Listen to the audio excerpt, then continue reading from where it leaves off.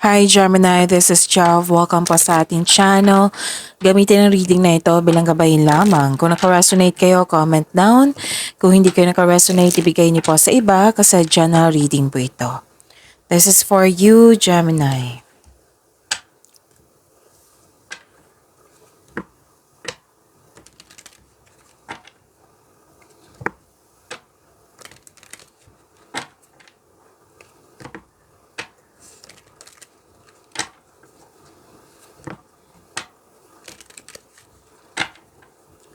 Para po ito sa iyo, Gemini.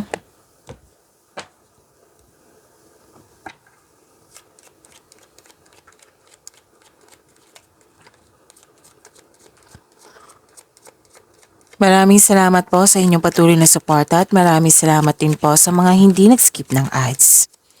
Sa mga hindi pa nag-subscribe, subscribe na po kayo at click bell notification para malaman nyo na may bago tayong video.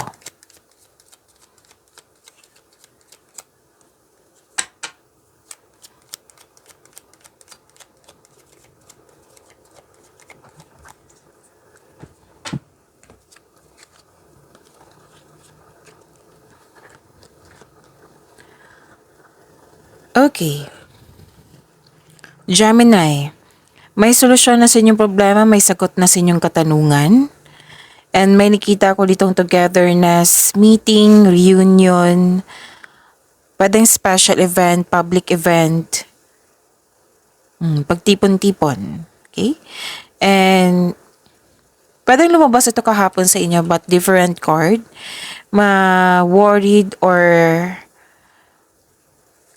Worried or nalungkot ka kasi may loss of connection or loss of opportunity or loss of things. Pwedeng nangyari na ito sa nakaraan na naalala nyo ngayon or mangyayari pa lang na sana hindi. Kung nangyari na, sana'y ma-overcome nyo. Okay? Like for example, pwedeng may tampuhan. Pwedeng hindi nagkibuan kasi may tampuhan. Pwedeng pwedeng loss of money. Like for example, loss of money, pwedeng nawala, kinuha na damage, nagasta, or may nangingialam. Or di kaya opportunity na nalampasan.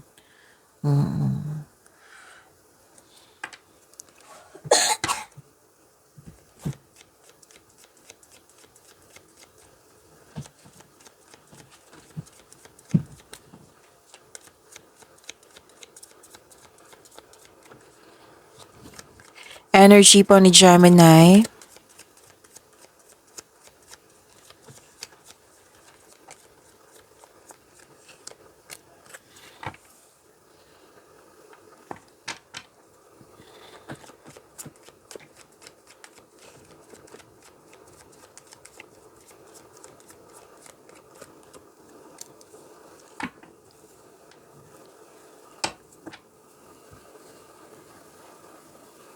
Paalala lang po lalo na sa mga bago dito na kung may napansin kayo na ulit na mensahe, meaning to say pinupush ng cards niyan. Like for example, nanood kayo sa video reading nyo the other day.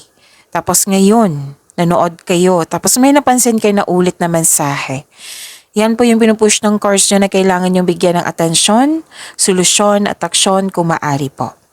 So ano yung energy ni Gemini?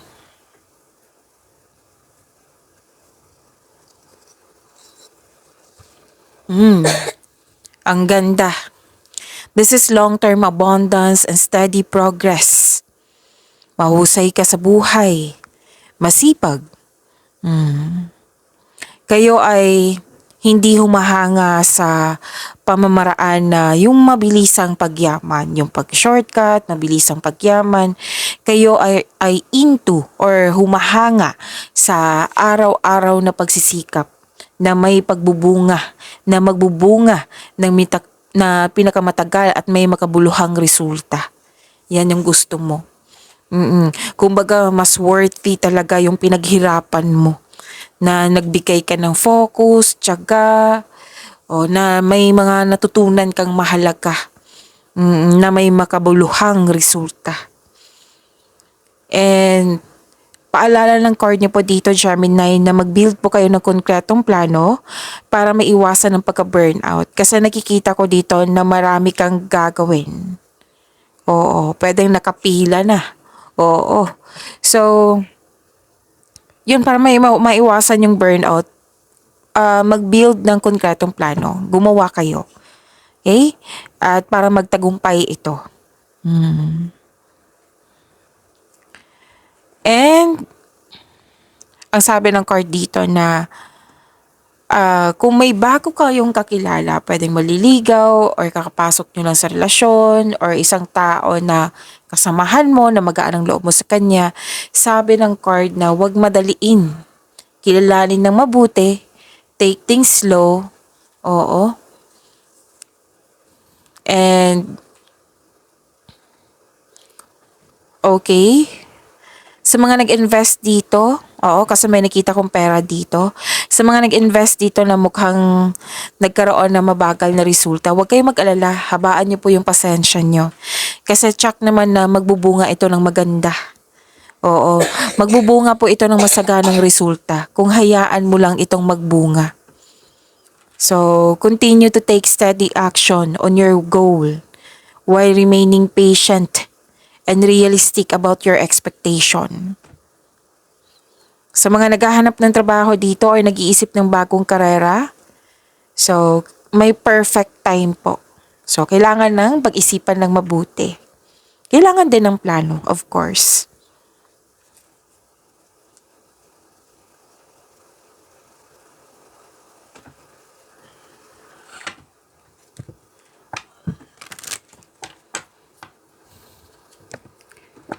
May ganap na challenges. May ganap din na nanindigan kayo, defensiveness.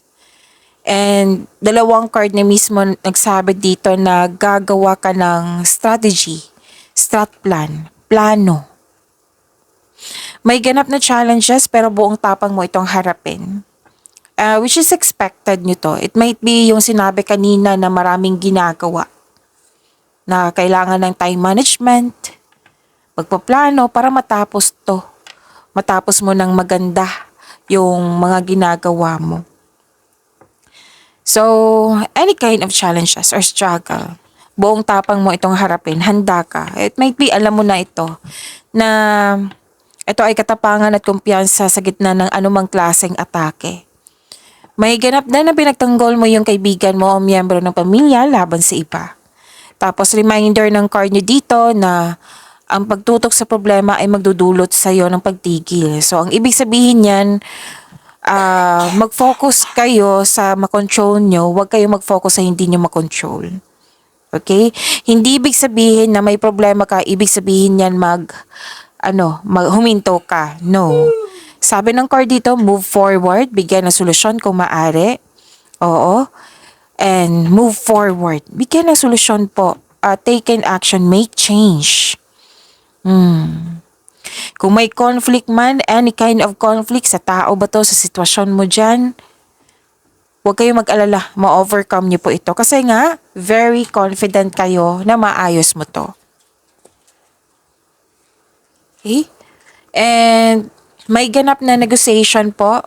Oo, actually, nung isang araw pa ito na may promotion. Okay?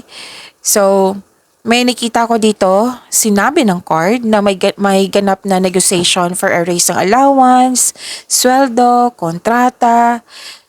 Yes, magkakaroon po ng successful agreement. So, claim nyo po. And, yun, sa mga may challenges ngayon, okay, mag-alala.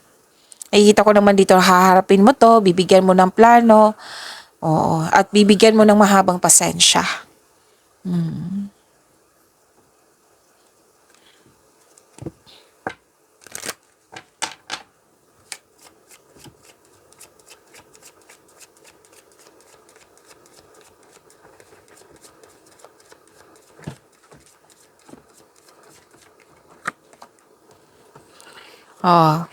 Kasi itong dalawang card na ito is kailangan ng action, right? May kasamang plano. Sinabi ng card nyo dito, it's time to take an action. Kung may mga pending ka dyan, kung sa trabaho to ha, kung may mga pending ka dyan, ito lang yung time na tapusin mo. Kung para maiwasan yung burnout na sinabi kanina, then plano. Gawa ka ng time management para maiwasan yung pagka-burnout po.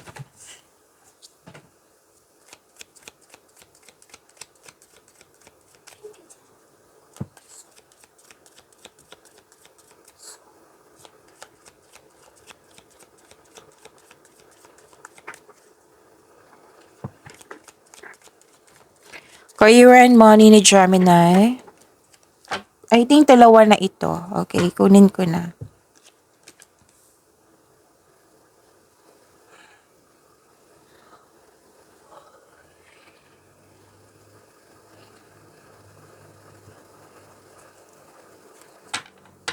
Okay, sa career and money nyo po. Unang nakita ko dito, success. Claim nyo po. Tagumpay. Actually, happy ka dito. Yes, happy ka dito. May success at achievement na dumating or parating pa. May parating na blessings na it will lead you to happiness. And this is exciting opportunities. Oo. Magkakaroon ng financial growth. Makaka-receive ka ng acknowledgement that you deserve. Meaning to say that is recognition, napansin ka, nakita yung ginagawa mo na humahanga sila sa'yo. Yan. Na magaling ka at matalino ka. I think lumabas to kahapon sa inyo pero different chord. Okay? Na sobrang happy mo dito. Kasi natuwa ka kasi nakita ng ibang tao na yung binigay mong effort, binigyan mo ng sipag, tutok na tutok ka, tapos na-appreciate ng ibang tao.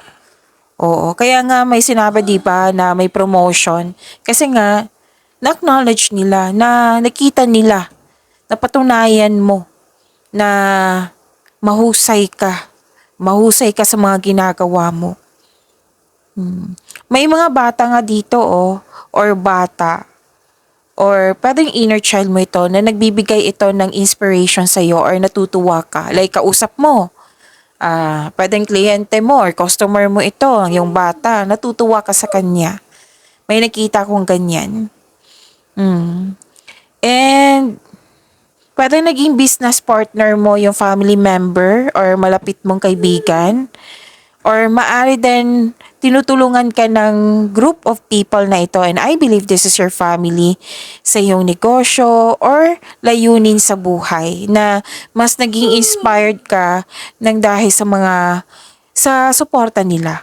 Nagdudulot ito ng happiness sa iyong buhay na naging comfortable ka, yung comfortable and secure. Oo, may naramdaman kang ganyan. And enjoy your success. Sabi po ng card, success lies ahead if you keep the path. Okay? So this is positivity, this is strength, satisfaction. Very satisfied ka. Kasi nga, yung sabi ko kanina, na may magandang bunga at na-acknowledge to ng ibang tao. Nakita nila. Okay? So, yon.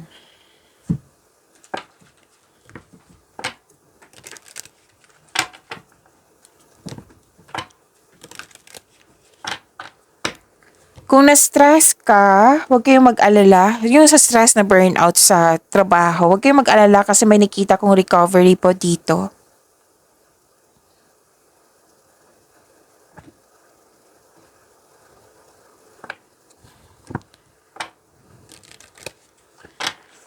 Ang ganda ng course nyo. Oo. This is wealth and generosity. Yaman. Oo. Another card na nagsabi dito na may financial stability. And pwede din yung promotion na iyon ay leadership role kasi may nakita rin akong leadership role dito. May promotion dito, 'di ba? May leadership role din dito. And ano to? Taas ng tagumpay. Parati ko itong nakikita sa inyo, Gemini. Taas ng tagumpay sa pananalapi at katatagan ay nasa iyong kamay na. Yung sabi ko sa inyo na may kasosyo or may magbigay ng tulong sa iyo, Again, pwedeng kasosyo to, makipag-teamwork or magbigay tulong sa iyo. Dalawang card kasi nagsabi nito. Oo. Na tulungan ka ng taong ito or mga tao na ito kasi may nakita rin akong group of people na para makamit mo yung layunin sa buhay. Tinutulungan ka na mas maging magaan yung trabaho mo dyan or sila yung dahilan na mas naging inspired ka kasi pwede tong tinutulungan na as in physically or moral support. Pwede din na sa isang bagay, tutulungan ka. Kaya nga nagkaroon ng success kasi harmony, pagkakaisa talaga. At isa to sa dahilan na very happy ka. Stable na. Oo, taas ng tagumpay. Sa mga nape-pressure dito lalo na sa inyong career and money, huwag kayong mag-alala. Sinabi ng card dito, so makakamit mo yan. So, sa mga mostly kasi sa Gemini dito, na-achieve nyo talaga. Oo, yung tagumpay lalo na sa kaperahan. Kasi puro nakikita ko dito, pera. Yaman. Okay?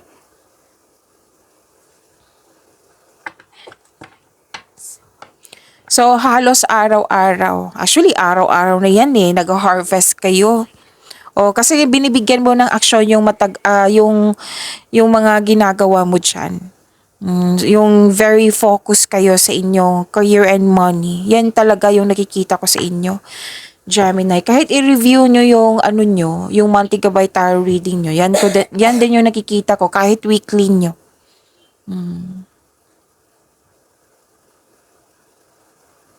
So, kahit sa araw-araw, pansin yan pansin yan ng mga nagsubaybay dito sa reading natin.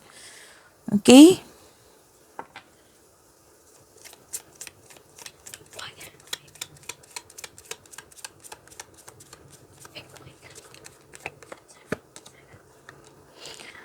Okay, think before you offer help and set healthy time boundaries.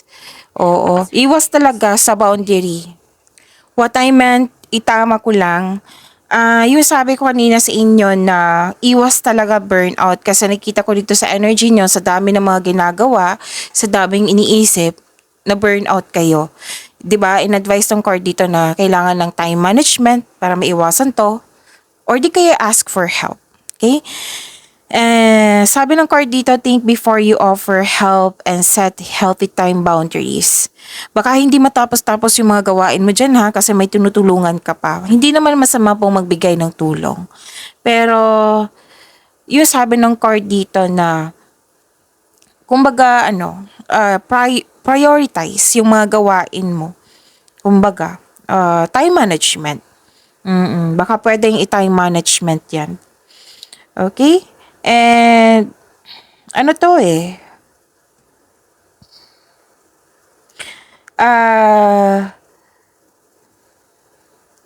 pwedeng nag-say yes ng yes ka dyan. Oo, yes ng yes ka tapos hindi na pala kaya kasi marami ka pang gawain. So, na-burnout ka. So, iwas na lang po kung pwede po. Okay? Kung gusto mo talagang tumulong sa kapwa mo, or may mga, kasi si Gemini, mahilig to sa multitasking Oo. Kung gusto mo talagang tumulong, kasi hindi naman yan masama, nakakabuti din yan. Time management. Pero siguraduhin yung matapos yung mga ginagawa nyo. Baka kasi nag-commit kayo. Baka may deadline kasi yan. Oo. And sabi dito, make sure your goals align with your own desires, not others. So, ang ma-follow nito, dapat ang gusto mo. Yung hindi yung sinasabi ng ibang tao na ilabag naman sa loob mo, 'di ba? So, kailangan ng pag-isipan niya ng mabuti. Kailangan naka-align to sa goal mo. Hindi yung sinasabi ng kapwa mo na, ito yung gagawin mo, wag yan. Wag yung plano mo, ito yung gagawin mo. Paano ka matututo kung hindi ka naniniwala sa iyong sarili? Dapat maniwala ka muna sa iyong sarili. Kasi may matutunan tayo sa experiences yan 'di ba? Sa experience pa lang may matutunan tayo diyan. So una mong gagawin, Pwede din naman na makinig ka sa kapwa mo kasi may matutunan ka din sa kanila, like sa experience nila. Pero, mas may matutunan ka kung may mas tiwala ka sa iyong sarili. Kasi kung wala kang tiwala sa iyong sarili, hindi siya worthy yung output niya. Kumbaga. So, sana yung makuha mo yung punto ko, Gemini. So, follow your heart. Okay? Kung ano man yung gusto mo, plano mo, syempre, gawa ng konkretong plano para alam na alam mo kung ano yung pupuntahan mo or gagawin mo. Basta, magtiwala sa inyong sarili. Okay? Okay.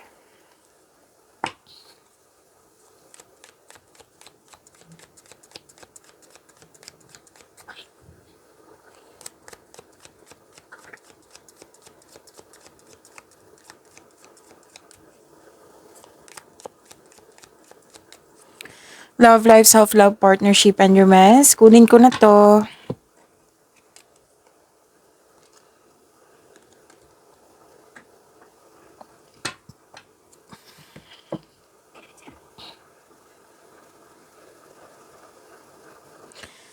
Okay. Plano pa rin to eh. Gumagawa ka ng plano.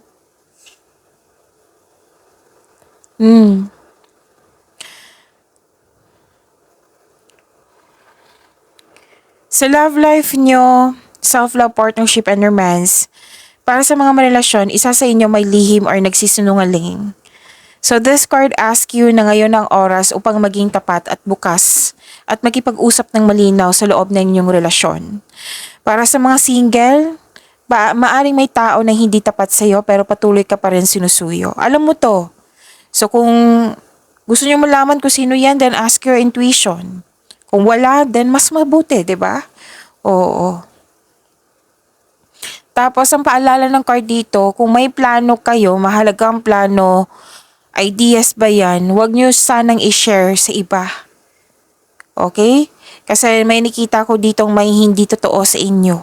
It might be siya yung dahilan na hindi ka makapag-decide. Siya ang dahilan na nasira yung plano mo. So, advice po yan ng card po. And,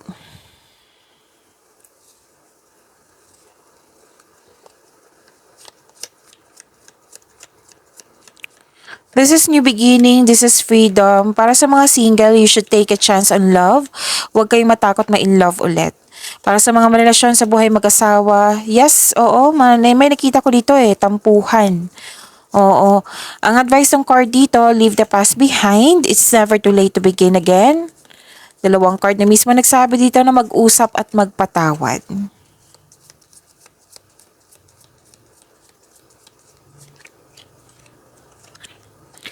Look inside yourself. Examine what is causing you to feel this way. Pagyamanin niyo po yung blessings sa binigay sa inyo, Gemini. See you tomorrow. Maraming salamat po.